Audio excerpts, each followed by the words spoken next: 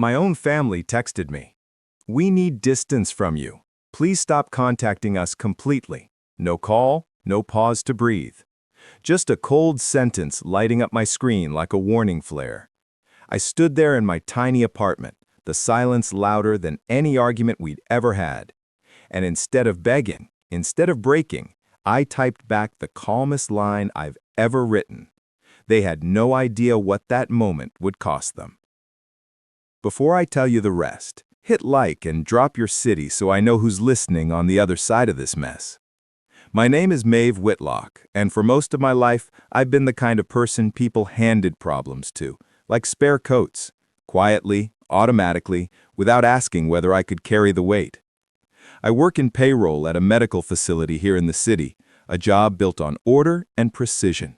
Two things I've clung to for years. My apartment reflects that.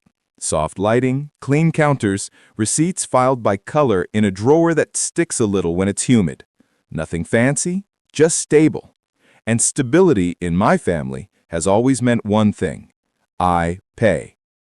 My mother, Linda, loves to say, "Family helps family," usually while standing near the sink, towel in hand, doing that thing where she sighs instead of finishing her sentences. My father, Robert, prefers something more pointed. Lectures about loyalty and duty, how he didn't raise me to nickel and dime blood. If his voice tightens, it means I'm expected to cover whatever bill is floating in the background. And then there's my sister Nora. She's younger by 3 years, louder by a lifetime. Growing up, she always knew how to make herself the center of a room. New jackets, new hair, new drama.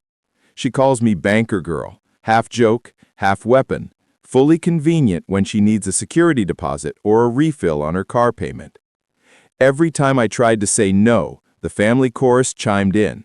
"Don't be dramatic. You know she can't do it alone. You know you're the responsible one." Even the extended family played along. Our group chat was a constant stream of updates, photos, memes, complaints, until money came up.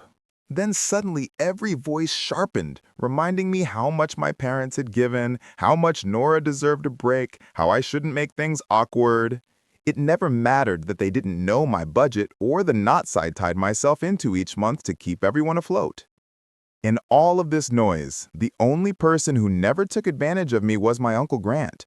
He runs a small moving service across town, the kind of job that gives you strong hands and a quiet read on people.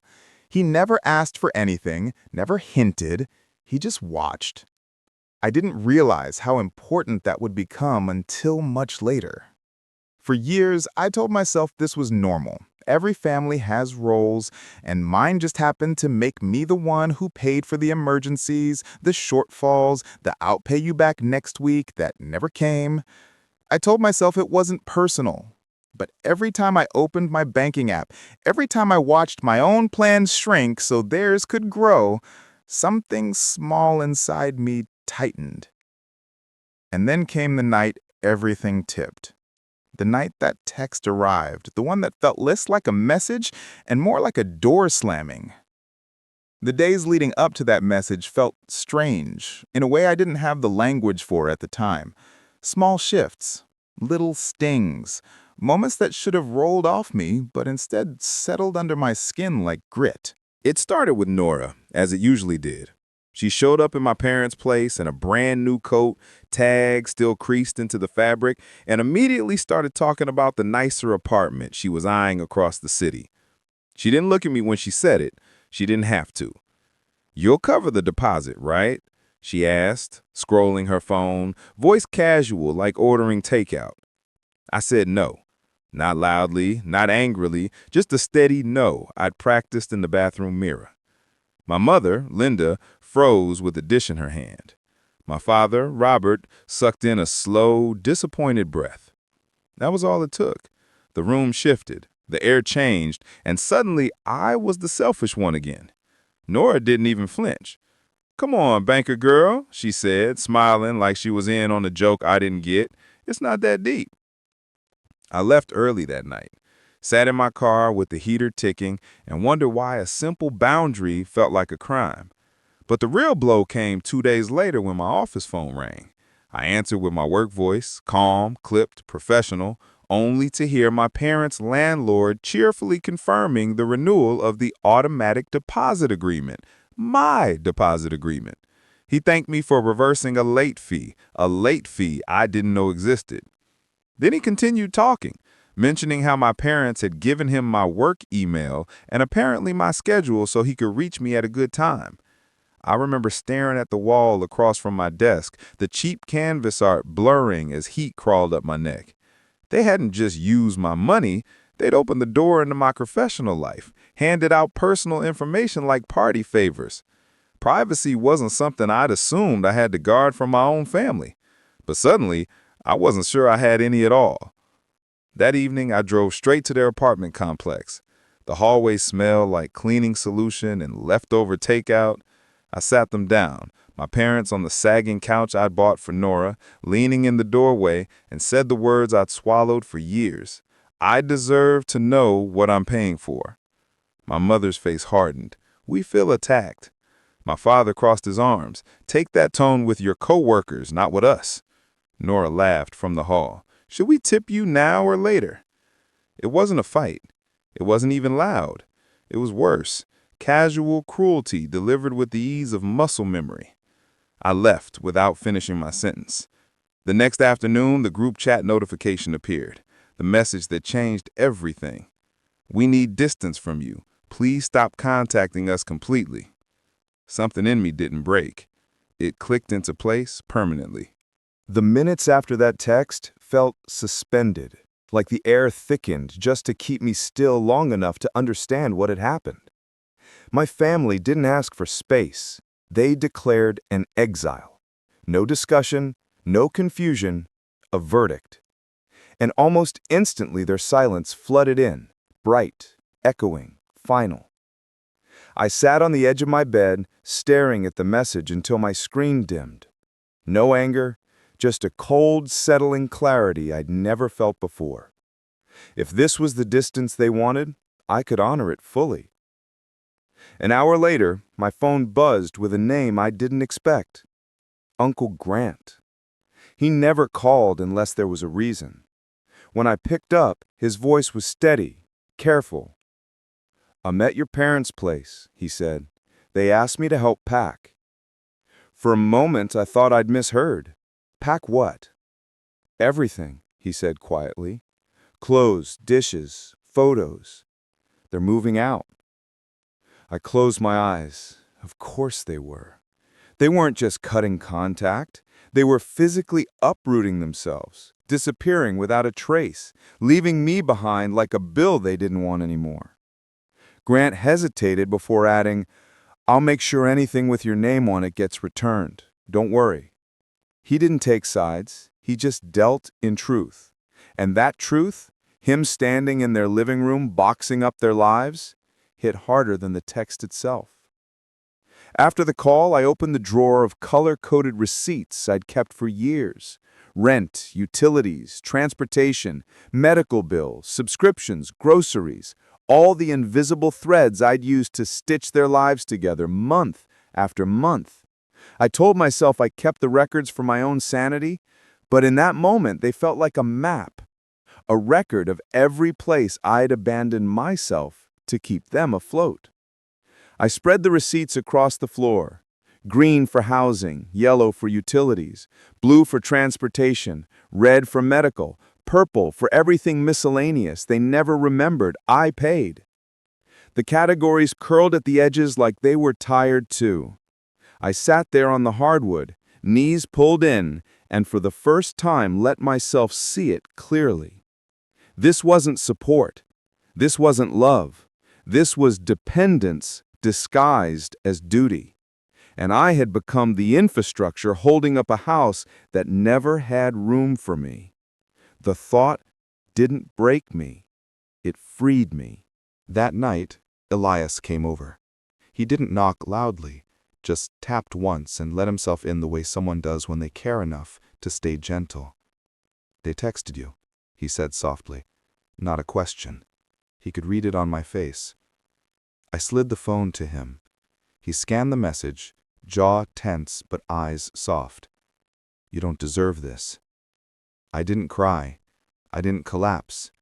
I just exhaled, like someone finally loosened a strap around my chest. "I'm done," I said. Elias sat beside me on the floor among the piles of receipts. "Then let's start with one thing," he said. "Show me what you've been carrying." I handed him the first stack, green, housing. He looked through them slowly, like flipping pages in a story that finally explained the ending. The next morning, I walked into Dr. Priya's office and told her everything. The text, the packing, the years. She listened, nodded, and finally said, "Maeve, ending a financial entanglement isn't abandonment. It's self-preservation." That sentence was the permission I didn't know I'd been waiting for. By the time I left her office, my mind was steady. My hands weren't shaking.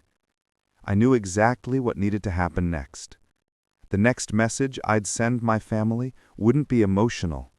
It would be factual, final, and built entirely on the truth they'd forced me to carry alone. I didn't send anything that night. I slept with my phone on silent, face down, the way you do when you're finally done letting it run your life. But the next morning, when I turned it over, the group chat was a storm. Missed messages stacked like fallen dominoes. Nora had started it. Of course she had. "Where are you? Why aren't you answering?" Mom said, "You're being dramatic again." Then, "Fine, we'll do everything without you." If they wanted to cut me off, why were they demanding I reply? I scrolled back to the original message. "We need distance from you. Please stop contacting us completely." It still felt unreal, clean and sharp like a paper cut. But now I had something they didn't. Clarity. I walked to my small kitchen table, laid out the color-coded stacks from the night before, and snapped photos, one for each category: housing, utilities, medical, transportation, subscriptions. Proof of 7 years of being the family's silent foundation. My fingers didn't shake. They used to. They didn't now. Then I opened the group chat. My message arrived as a single block of quiet precision. "I'm honoring your request for distance. Here is a summary of the payments I've been making on your behalf. All of these will end on the dates circled. Please transfer the leases and accounts into your own names within the next 30 days. I attached the photos one by one. Send, send, send. And then I added the line I knew would finally make them stop pretending they didn't understand what I contributed. Of course, I'll cancel my direct deposits first thing. For 2 minutes, silence. I imagined their screens lighting up, their eyes darting across numbers, dates, totals they had never once bothered to ask about. Then the panic began. Mom, Maeve, what is this supposed to mean? Dad, money is not the same as family. Don't weaponize it. Nora, you're sick. You did this to humiliate us. Aunt Mara chimed in, then a cousin, then the cousin's spouse. Little gray typing dots swarmed the screen like gnats. Mom again. We meant distance from your attitude, not from you. I typed back. You told me not to contact you. I'm simply doing what you asked. Dad sent a long paragraph, no punctuation, all fury. After everything we did for you growing up, this is the thanks we get? We trusted you with our bills because we thought you understood family better than this. I didn't bother responding to the guilt trip. I'd heard it for years in 100 variations. Nora switched tactics. "I can't afford to move right now. I'll be in a dangerous area. Are you happy if something happens to me?" I stared at the message, breath steady. Emotional blackmail, their favorite tool. "I hope you stay safe," I wrote, "but I'm not responsible for your lifestyle." Silence. Then Mom called, then Dad, then Nora. Call after call, each one ringing out on my screen until I hit Do Not Disturb. They wanted a reaction. I wasn't giving them one. An hour later, a new message appeared, not in the group chat, but privately.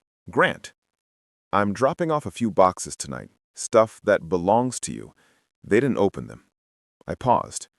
Belongs to me. When he arrived that evening, he stood in my doorway holding 3 neatly stacked boxes, his jacket dusty from moving furniture. They tried to rush me, told me not to bother with anything that wasn't theirs, but I saw your name on a few things. He set the boxes down gently. Inside, unopened kitchen towels, a blender still in its packaging, a router they'd never installed. Things I'd bought for them. Tiny attempts to make their life easier, pushed aside, forgotten, still taped shut. Grant watched me take it in. You did a lot more for them than they ever admitted. Don't let them twist this. I felt something twist in my chest anyway. Grief, I think, not for losing them, but for finally seeing the truth without the filter of obligation. When Grant left, the group chat exploded again. Mom, how could you let Grant see our private business? Dad, we will never forgive you for embarrassing us like this. Nora, I hope you're proud. You ruined everything. I typed nothing. I placed my phone on the counter and poured myself a glass of water instead. I drank it slowly, deliberately, quietly. 10 minutes passed before the messages changed tone, anger to pleading, just as predictable as tides. Mom, please don't do this. Your father isn't sleeping. Dad, I worked my whole life. You owe me respect. Nora, if you stop paying the phone plan, home I supposed to call work or get help? I responded only once. I'm not discussing money anymore. Another pause. Then the long-held family pattern cracked open in front of me, like an egg dropped on tile. Nora, again, I just don't understand why you're so cold now. I answered, you told me not to contact you. I'm simply doing what you asked. This time, no one replied. The quiet stretched long enough for me to hear the hum of my refrigerator, the soft thud of footsteps from the apartment above mine, real sounds, present sounds, my own life resurfacing. But the peace didn't last long. At midnight, the group chat lit up again. Extended family joining now. Aunt Mara, we never expected this from you, Maeve. Cousin Blair, this is extreme. You could have handled it better. Another cousin, family sacrifices for each other. Why can't you? I didn't respond. I uploaded a simple document instead. Budget templates, renter's aid, resources, contact numbers for utility providers, general tools to help them stand on their own feet. At the bottom, I wrote, you're capable. You always have been. No noise followed, just a stillness so complete it felt like stepping out of a storm into a quiet hallway. Around 2 a.m., one final message appeared from Mom. If you do this, you're dead to me. I stared at the line for a long time, not because it hurt, but because it didn't. I'm sorry you feel that way, I wrote, and placed my phone face down. In the darkness of my apartment, for the first time in years, I felt something that scared me more than their anger. Relief. By morning, the group chat was silent, an unnatural quiet after days of noise. I made coffee, sat at my small kitchen table, and for the first time in years, didn't brace for a crisis. Instead, I opened my laptop and finished what I'd started. I changed passwords, removed my card from shared services, ended every payment tied to their names. Each confirmation felt like cutting a thread that had been wrapped too tightly around my ribs. Later that week, I sat across from Dr. Priya and told her I felt both lighter and terrified. She smiled gently. Peace can feel dangerous when you've lived in chaos. Elias came over that night carrying takeout and a quiet understanding. He didn't offer advice. He just sat beside me on the couch, knees touching mine, grounding me. I'm proud of you, he said, and for once, I believed it. In the weeks that followed, my life didn't get louder. It got clearer. I walked without checking my phone. I cooked dinner without waiting for someone to need something. And slowly, the quiet stopped feeling like abandonment and started feeling like freedom. I learned that love without respect isn't love, and boundaries aren't cruelty, they're survival. If you've ever had to step back from someone you cared about just to save yourself, share your story in the comments. And if this resonated with you, hit subscribe so you don't miss the next one.